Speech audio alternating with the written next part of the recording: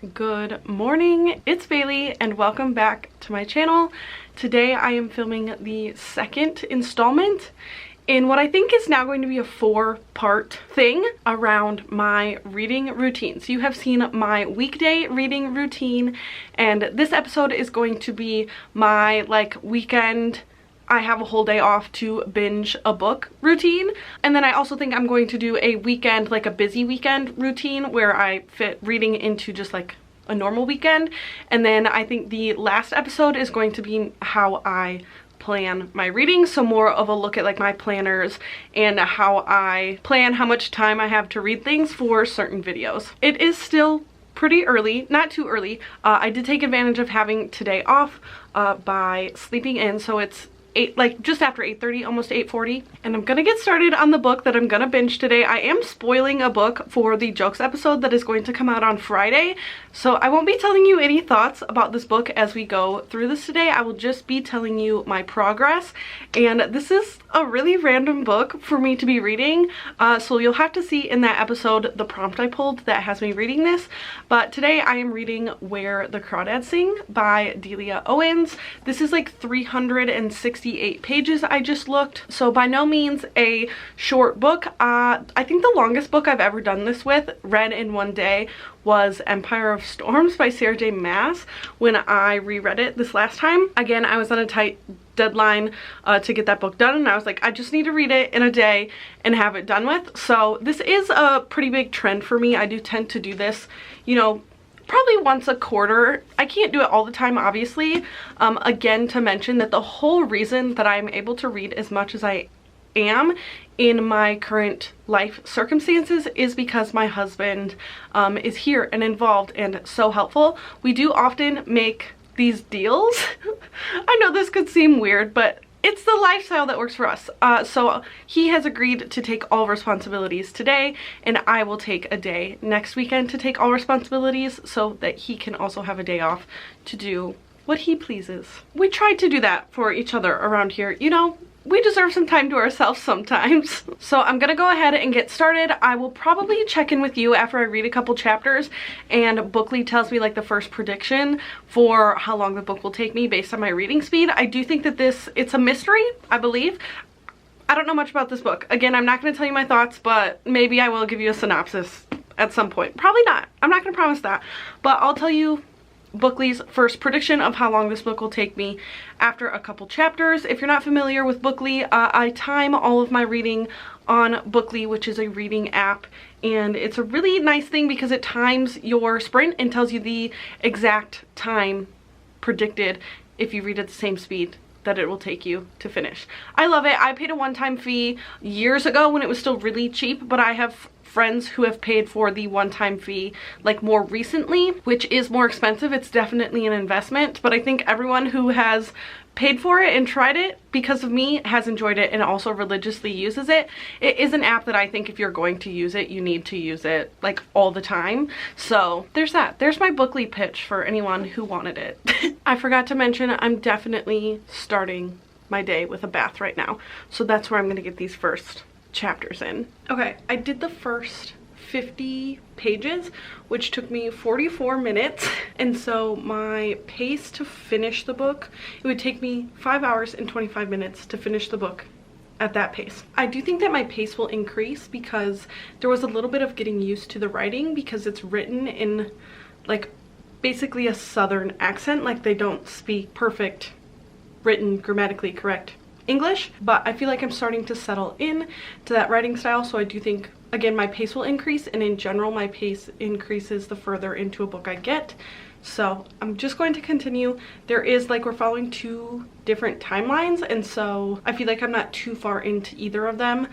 In one there is a dead body found in the swamp, and in the other we're just following a young girl as her whole family has left, so she's kind of providing for herself. Her dad's around but is never there, and so she's basically a young girl completely taking care of herself. So I don't really know what's happening with those timelines converging, or what the story is really going to be mostly focused on, so I need to find that out.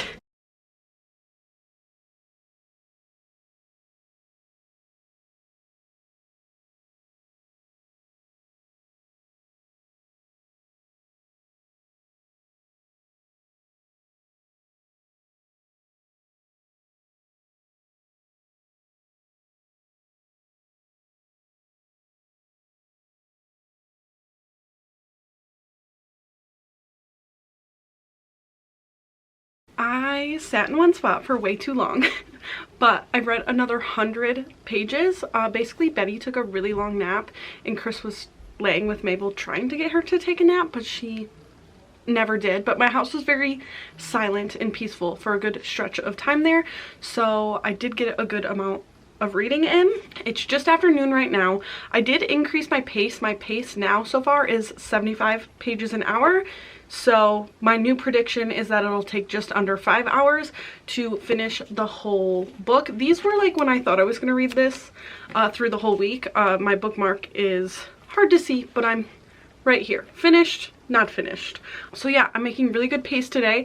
I do think it's likely that I'll finish this like in the evening time, like not very late tonight. I have a live show at 2. I'm not sure I mentioned that. I have the Shelf This Book Club live show at 2 o'clock today. So now I'm gonna have my little snack. I have some Sun Chips, and I am probably going to take a second bath and then like get ready for the live show. I feel like I'm starting to get a stuffy nose, which is annoying. Amanda, my stepsister that I work with, started to have a stuffy nose at the end of the week this last week, so I'm guessing that I have caught whatever that is. I'd rather have it now than like towards the end of this week because we have a bunch of Easters to go to next weekend. But yeah, it's snowing pretty hard today. It hasn't snowed like all winter. Let me show you.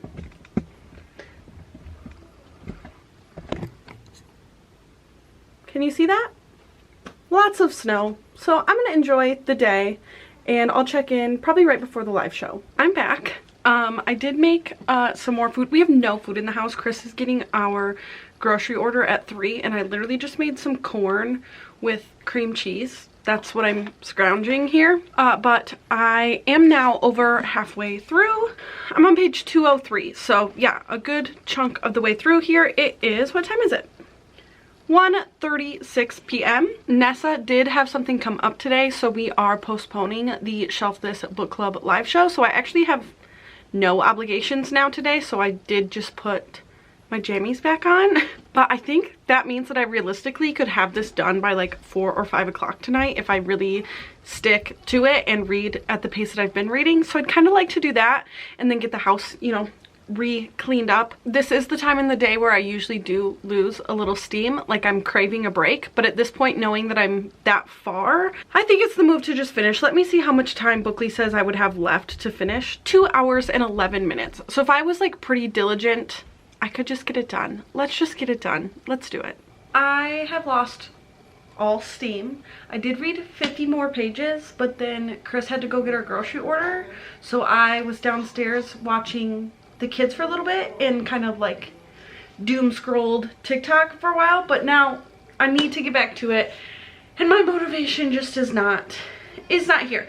I will say like that portion of binging a book is usually the hardest. Like once you reach halfway, it's like yay, but then the home stretch just feels so long. So I'm hoping now that I'm actually like toward like the plot's gonna be, you know, really accelerating, stuff's gonna be happening, that I can just push through. I think it'll only take me, I've been doing 50 page sprints. So I'm at page 250. Kids are crying. And so like less than 3 more sprints would have me done. So if I can just do that quickly, those sprints each are taking me like a little less than 40 minutes. So that's the plan. And then I kind of want to watch that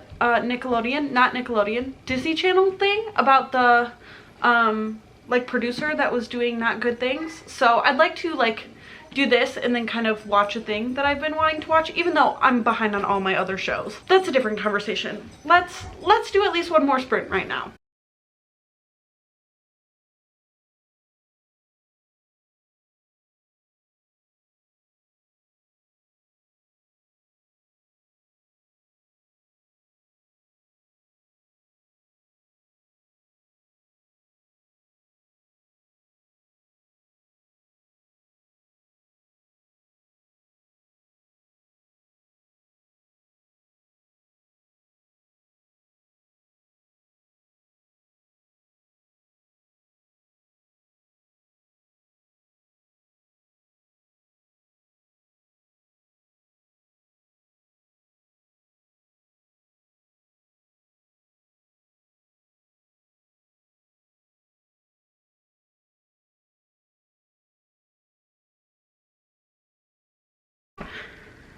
I just ate supper and now I only have 30 minutes left to finish, so I'm gonna go do that really quick. It is 5:13 p.m. so didn't finish as early as I could have, but still a fairly early evening finish. I don't know if you realized that you were literally watching me become ill yesterday, but I did stay home from work today. It is now Monday. The majority of this was filmed on Sunday. I am not feeling good. I have a full-blown cold, which just like my head pressure is making me feel lightheaded, which then just makes me feel nauseous. Like I just all around am not feeling good. I've been in this bed since yesterday when I finished Where the Crawdads Sing. And so I read this from about 9 a.m. to 6 p.m. is about when I finished, and it took me a total of 4 hours and 42 minutes of actual reading time. So throughout the hours that I was reading this, I was reading for, you know, just over half that time. That is by no means like my best reading day ever, or even my like longest book binged in a day, but I think it is a pretty good example of how I do that. I didn't intend at all for this video to be like a how to do this. It's just what I do when I do this, because I do enjoy reading this way. I think it's a really good way to like get a story in one go. Like when you watch a movie and you're so invested, and even if it's not like the best thing ever, when you just keep forward momentum, I think sometimes you can connect to it more rather than constantly being pulled out of it.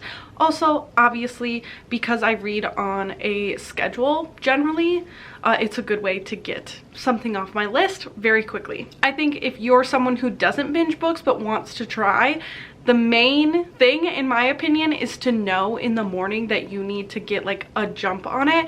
I usually know in the morning that I need to just like go until I hit a little bit of that burnout, because if I'm at least like over the halfway point when I hit that slump, I generally find that's the only way I'm gonna go. I think if you get to the portion in your day where you're like, maybe I'm not gonna have enough time to actually finish this, that is when you're gonna give up. And so I do think it's important to like really get ahead of yourself right away in the morning and not say like, oh, I have all this time left in the day, because I almost always hit that slump. Hence why you didn't see me when I actually finished either. It's like, whew, I'm done. I hit this huge goal, but like I can't do anymore. So there's how I do it. There's how I did it this time.